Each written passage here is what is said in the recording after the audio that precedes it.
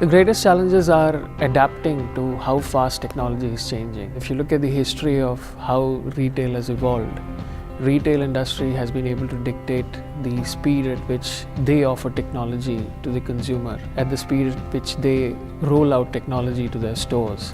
But what has changed dramatically is that it's become easy for so many players to be able to leverage the new devices, new technologies and new platforms so democratically that the first point of contact is the consumer directly. So the retailers are forced to up their game and increase their speed to be able to leverage those same technologies and upgrade their systems. And that's quite a challenge because it's been a lot of legacy systems. It's been systems that have been grown over a period of time.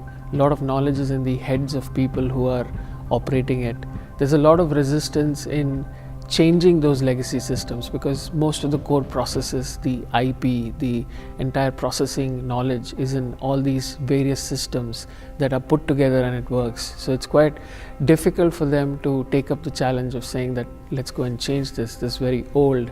These systems are difficult to plug and play because they've just grown over a period of time. Nobody really knows how to go and approach it and change it or take it to the more contemporary systems. The biggest challenge really is how does one approach that? How do you make your existing systems a plug and play with new technologies, with new concepts and with new services which consumers are expecting? Obviously the most stated one are costs, but I think it's much beyond costs. If you look at the reason, again tying back to the first question, if you look at the reasons why consumers are able to feel so many different types of services, it's just because it's very easy to bring a concept to life.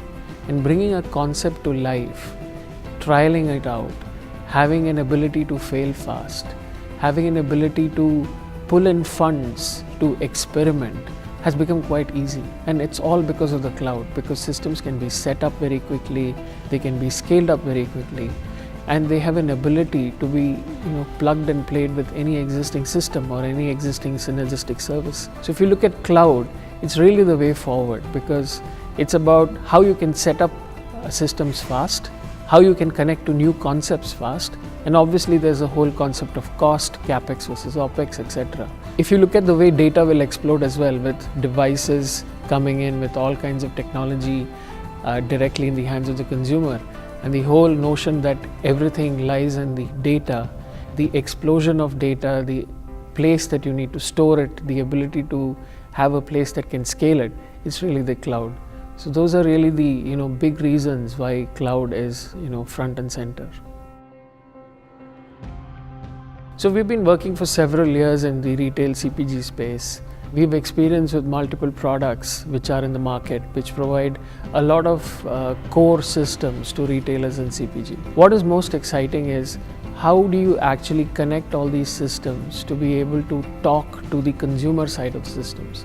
So while we have seen significant improvement and development in terms of how you create campaigns, how you have interactive e-commerce sites, how do you do responsive, how do you engage a store and the consumer from a front-end standpoint and from an experience standpoint, it's very important on how these signals and data and tagging that is captured is actually leveraged in the very core of the systems.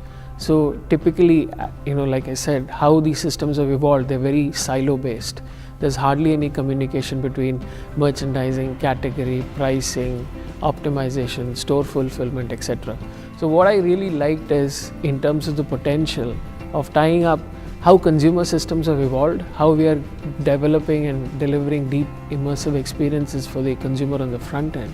But how do you capture those signals and effectively pass it back to a system that is truly integrated from the back end, right from the planning process to replenishment, forecasting, as well as taking impulses back from the front end consumer.